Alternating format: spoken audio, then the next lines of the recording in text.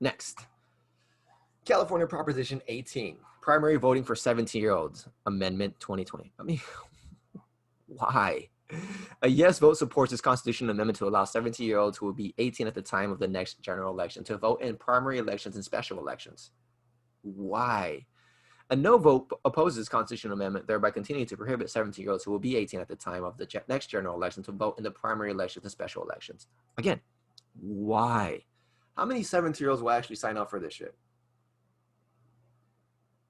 I don't know how many are politically inclined. And how many, I can't say intelligent, but I'm going to say it. How many smart 17-year-olds would go vote? Smart 17-year-olds that hold their own views, that are able to have objective views on the world, that haven't just been told these things and are repeating it. Because like I said previously, the education system is nothing but a bunch of regurgitation of information.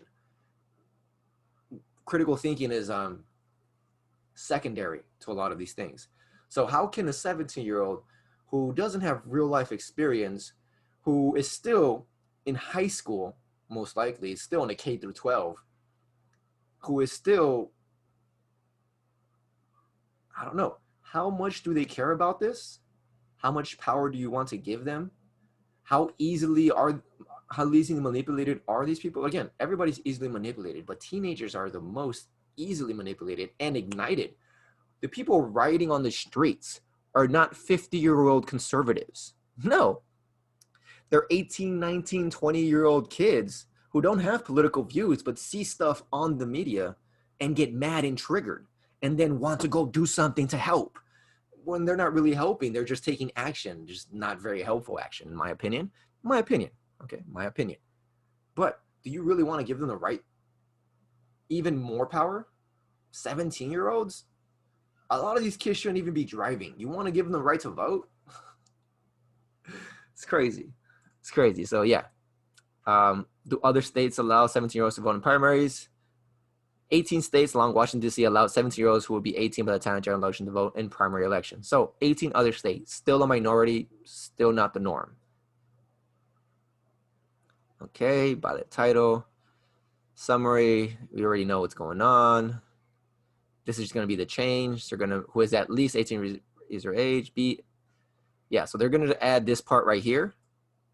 The underline, a United States citizen who is 17 years of age is a resident in this state and will be at least 18 years of age at the time of the next general election may vote in any primary or special election that occurs the next general election in which the citizens will be eligible to vote if at least 18 years of age. Blah, blah, blah. Support Newsom again. Yeah. Lots of these propositions are being supported by Democratic Party again. Fucking wonderful. Opposition. You guys can read the opposition arguments. Oh, there's no opposition peoples? It's interesting. All right, let's see. Donors. Nobody giving money to oppose it. $342,424.10 for support. Alex Padilla Ballot Measure Committee for Democracy and Justice. Yes, on, I don't know what Alex Padilla is, but you need to stop giving money for these things. I don't trust you, bro. I don't trust you. Vote for our future.